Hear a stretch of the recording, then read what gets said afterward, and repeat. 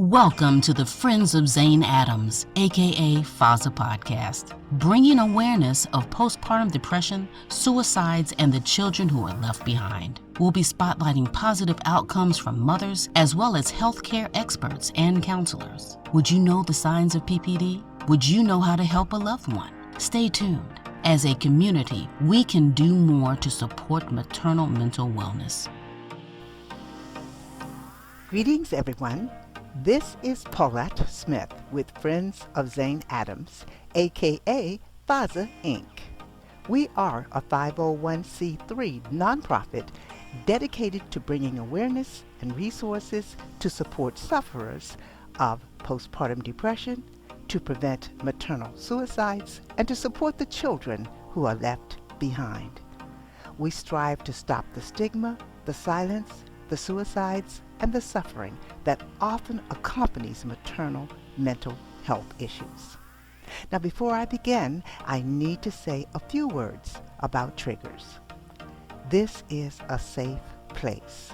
However, we may discuss topics that can be sensitive and may act as a trigger for some of our members or members of our audience. The content we discuss serves to provide information for educational and advocacy purposes only. If you are experiencing an emergency, call the National Crisis Hotline, 800-273-8255.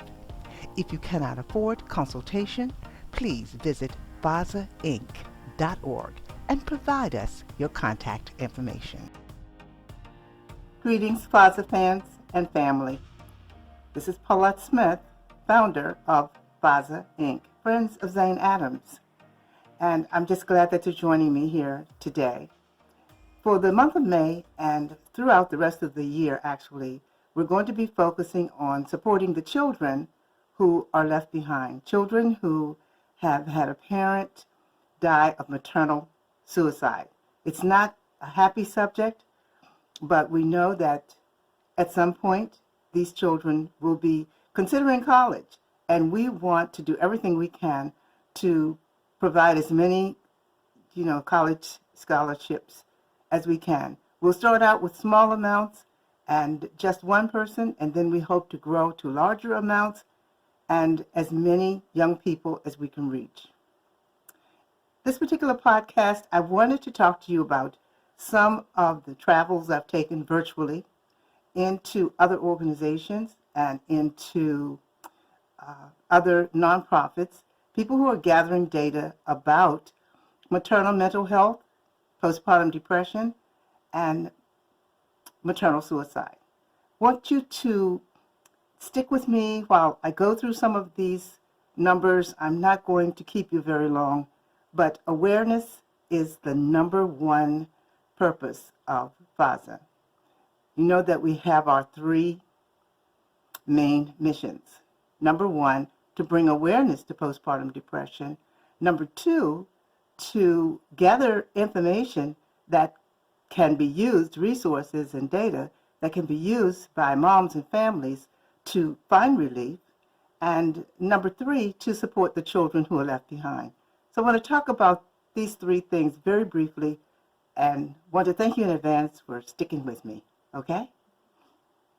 In our number one mission, the mission to bring awareness to postpartum depression, I often hear a question over and over again. So what exactly is postpartum depression? Well, we here at FOZA, we're not physicians or clinicians or therapists, but I can tell you that it's challenging to define. And the symptoms of PPD and some MMH issues can present themselves in many different ways, and many of them can be unique to every individual. That makes for a lot of variables.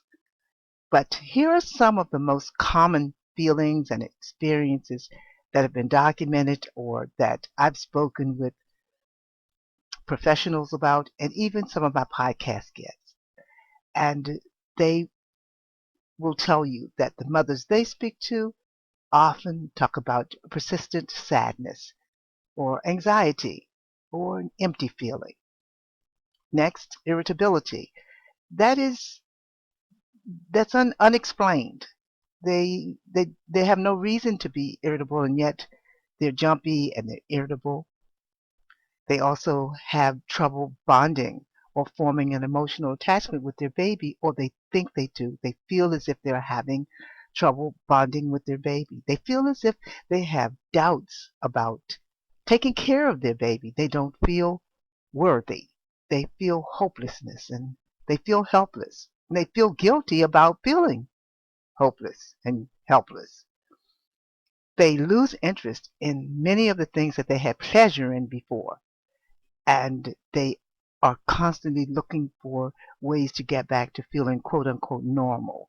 They feel tired, fatigued. They just don't have any energy to do anything. They just feel like they're just dragging around. And they feel like they're not getting enough sleep. Even when their baby starts sleeping through the night, they have difficulty sleeping. Now, I could go on and on. And none of these symptoms on their own may be an indicator of postpartum depression or an MMH issue. They might not even be dangerous. They might not even be highly visible. You might not even see some of these symptoms. And if you did, they would appear normal to a new mom. That a new mom would be experiencing some of these things would be quite normal. And that's why it makes it so difficult to diagnose when things are not normal. But I will say that having several of these symptoms could be a sign, that could be a red flag, that there's a dangerous downward spiral starting. And so that's why we need to be aware. These symptoms are real. And I tell myself that whenever I feel like taking my foot off the gas, whenever I feel like everything's going to be okay, or I'm getting enough information out there already, I'm talking about it enough, then I know that that's not true, because a story will come across my desk with a mom pleading for help to just feel normal. Or perhaps I'll get an even sadder story that a postpartum mom never complained, never shared her story, and has taken her own life by suicide. So bringing awareness is our first mission, and understanding that PPD and MMH issues can affect anyone who's parenting, as well as moms who have lost a child. Family members, spouses, partners, and those closest to mom can all be affected. And we want to be aware of every type of way it can present itself. Now, here are some numbers you may not be aware of. There are nearly 4 million births in the United States each year. 1 in 5 moms experience some sign of maternal mental health issue. Only 15% of moms receive professional help. And women of color, 41% Latina, 57% Black, are less likely to receive treatment. This is why awareness is so important. The second part of our mission, gathering resources, we focus on putting together a wealth of information to help moms and family take action when they suspect PPD or MMH is impacting their life. Not every pregnant or postpartum mom experiences PPD. So how can it be spotted? Just talked about some of the symptoms, but how can it be treated? How can it be defeated? In other words, how can we stop the stigma, the silence, the suffering, and the suicides? Well, our first concern is that if you're having thoughts of suicide or self-harm, then you want to immediately reach out to the National Crisis Hotline. They're experienced in helping people gain their ground again. That number is 800-273-8255. But our next recommendation is checking with your medical professionals, your certified clinicians, your doulas, your therapists. And we want to help you get the conversation started, because When the conversation starts, then an assessment can be made, a diagnosis can be made, and a treatment plan can be put into place. And that would seem to be something that's very simple and easy to do, but not quite. Because not all moms share 100% of their experience. So why wouldn't they? Because of the stigma, the shame, the feelings of guilt, fear of being judged, and some have a real fear of being separated from their families and their baby.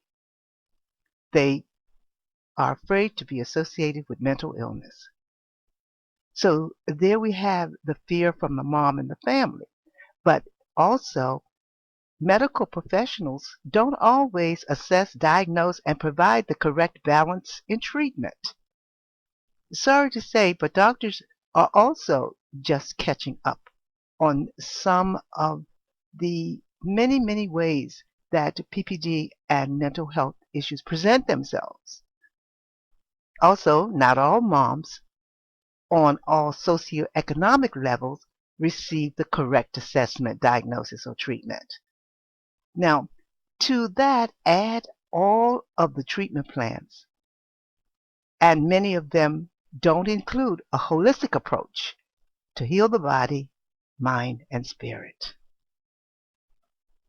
Relating specifically to postpartum depression, 40% of Black and Latino moms have higher rates of not receiving professional treatment. So, if you would visit our website, FOZA Inc., that's Everson Frank O, Z as in Zebra A, INC, FOZAinc.org, and take a moment to look at the numbers more carefully and the information provided by the references we pull on: Center for Disease Control, CDC, National Institutes of Health, NIH, Postpartum Support International, PSI. We also gather information from 2020 Moms and other research organizations. They spend time trying to bring about real change in the way postpartum depression is perceived and other maternal mental health issues. Now we know that this is real, and why the second part of the FOZA mission is to provide as many resources as possible that offer evidence-based solution. If you will look at some more of our podcasts, you'll see we always include a guest that has an action plan, that has something that can be done immediately for no charge to seek out additional information and help. And we try to bring on guests that make you feel safe and make you feel as if they really have your best interest at heart. On our website, we don't ask you to disclose any confidential information, just your zip code, your email address, and we can get started finding solutions. Now, if you want to share more information or ask more questions, we're happy to provide resources to help you get answers to your questions. And now we come to the third and most precious mission of FOZA: supporting the children who are left behind.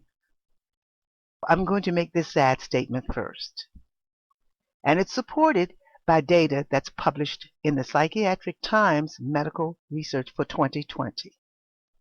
Maternal suicides have increased from 0.2 to 0.6% over the past 10 years, with the greatest increases seen among Black, low-income, younger individuals, and people with anxiety, depression, and mental illness.